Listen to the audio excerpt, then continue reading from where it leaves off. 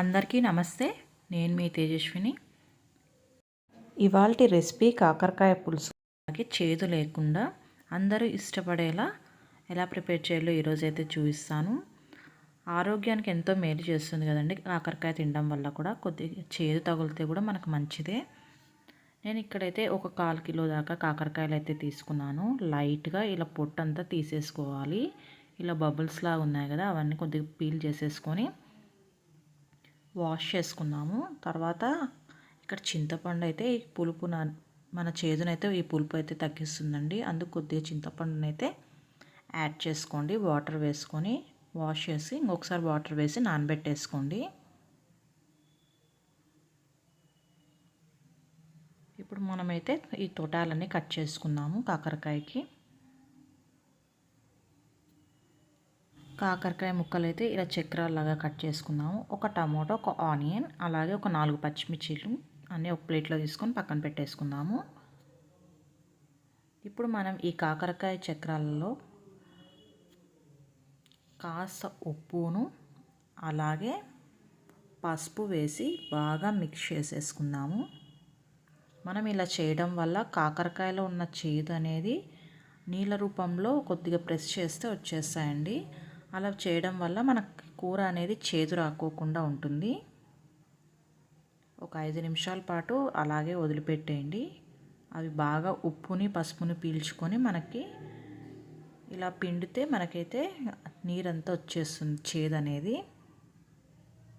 ఎప్పుడైనా ఈ టిప్ అయితే ఫాలో అవ్వండి. అది ఫస్ట్ టిప్ అయితే. ఇక్కడ రెండో టిప్ వచ్చి స్టవ్ ఆన్ చేసి నీళ్ళు అయితే పెట్టేసుకుందాము. వేడి నీళ్ళల్లో మనం ఈ కాకరకాయ ముక్కలను అయితే వేసేసుకొని ఒక 5-10 నిమిషాల పాటు ఉడికించుకున్నామంటే అందులో ఇదిగోండి ఇప్పుడు నీళ్ళన్నీ చేదు వచ్చేసింది. మనకు కాస్త ప్రెస్ చేయడం వల్ల ఆ కాకరకాయ ముక్కలను ఉడికించుకుంటే ఆ చేదు అనేది మనం నీళ్ళల్లో వంపేసుకుంటే పోతుంది. అట్లా కూడా కాకరకాయలకి. నెక్స్ట్ దీనికైతే మనం మసాలా ప్రిపేర్ చేసుకుందాము. కొబ్బరి ఒక 4 టేబుల్ స్పూన్ మిక్సీ జార్లోకి వేసి, వెల్లుల్లి రెవ్వలు ఒక హాఫ్ ఆనియన్ కట్ చేసుకొని వేసుకుందాము. అలాగే హాఫ్ టమోటా కూడా కట్ చేసి వేసుకొని మెత్తగా బ్లెండ్ చేసుకొని కొద్దిగా వాటర్ యాడ్ చేసుకొని, ఇక్కడ మన కాకరకాయ ముక్కలు అయితే ఆల్మోస్ట్ అయితే ఉడికిపోయాయి. ఇంకా స్టవ్ అయితే ఆఫ్ చేసేసుకుందాము. ఇప్పుడు ఈ నీళ్ళనన్నీ వంపేసుకుంటే మనకు చేదు అనేది దాదాపు వరకు తగ్గిపోతుంది. ఇప్పుడు ఇవన్నీ ఒక ప్లేట్లో తీసుకొని పక్కనైతే పెట్టేసుకుందాము. అదే గిన్నెలోకి మనం ఒక హాఫ్ గరిటె దాకా అయితే ఆయిల్ వేసుకుని జీలకర్ర అయితే కొద్దిగా వేసేసుకుందాము. అలాగే కరివేపాకు వేసుకొని ఒక హాఫ్ ఆనియన్ అయితే మిక్సీలో వేసుకున్నాము. ఇక్కడ మిగతా హాఫ్ ఆనియన్ అయితే వేసేసుకొని లైట్గా ఫ్రై చేసేసుకుందాము. అలాగే టమోటా కూడా హాఫ్ మిక్సీలో వేసాము, హాఫ్ తరిగి వేసుకోండి. మన గ్రేవీ కోసమని అలా టమోటా మిక్సీలో వేసాము. అలాగే పచ్చిమిర్చి చీలికలు కట్ చేసిండేటివి అయితే వేసేసుకొని అన్నీ బాగా ఫ్రై అయ్యే వరకు అయితే ఫ్రై చేసేసుకుందాం. ఇలా ఫ్రై అవుతున్నప్పుడే మనం ఇందులోకి అయితే ఒక టేబుల్ స్పూన్ దాకా సాల్ట్ అయితే వేసుకోండి. ఒక 2 టేబుల్ స్పూన్ దాకా కారం వేసుకుందాము. అన్నీ ఒకసారి బాగా కలిసేలాగా కలిపేసుకోండి. అలాగే ఇక్కడ 1 టేబుల్ స్పూన్ దాకా ధనియాల పొడి కూడా యాడ్ చేసుకోండి. ఇది కూడా ఒకసారి బాగా కలిపేసుకొని ఇందాక మనం మిక్సీ పట్టుకున్న మసాలాను కూడా వేసేసుకుందాము. ఇది కూడా వేపుకుందాం పచ్చివాసన పోయే వరకు. మన నానబెట్టుకున్న చింతపండునైతే ఇలా గుజ్జునంతా తీసుకొని మనం ఇందాక వేపుకున్న మసాలాలోకి అయితే వేసేసుకుందాము. ఇలా వేసుకోవడం వల్ల కూడా చేదు తగ్గుతుంది. ఇది కూడా ఫాలో అవ్వండి.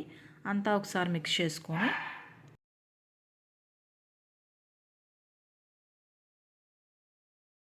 మన కాకరకాయ ముక్కలను అయితే వేసేసుకుందాము. అలాగే ఇక్కడ కొద్దిగా గ్రేవీ కావాల్సిన వాటర్ యాడ్ చేసుకుందాము. అన్నీ వేసి ఒకసారి బాగా మిక్స్ చేసేసుకుందాము.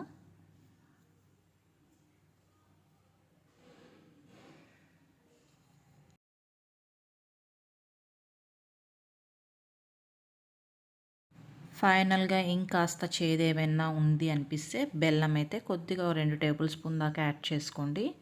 చేదుని మనకి బ్యాలెన్స్ చేస్తుంది. అలాగే మూత పెట్టేసి కాకరకాయ ముక్కలు ఉడికే వరకు ఉడికించుకుందాం. ఇప్పుడు బాగా ఉడికిపోయి నూనె అంతా బాగా పైకి తేలింది కదండి. మన కర్రీ అయితే ఇప్పుడైతే ప్రిపేర్ అయిపోయింది. ఇక బౌల్ తీసుకొని సర్వ్ చేసుకోవడం. మన వేడి వేడి కాకరకాయ చపాతి కానీ అన్నంలో కానీ జొన్న రొట్టెలో కానీ చాలా టేస్టీగా ఉంటుంది. మీరు కూడా ప్రిపేర్ చేసి కామెంట్ సెక్షన్లో అయితే తెలియజేయండి. సూపర్ టేస్టీగా ఉంటుంది. వీడియో చూసిందా మర్చిపోండి like, share and subscribe my channel. Thank you so much for watching this video.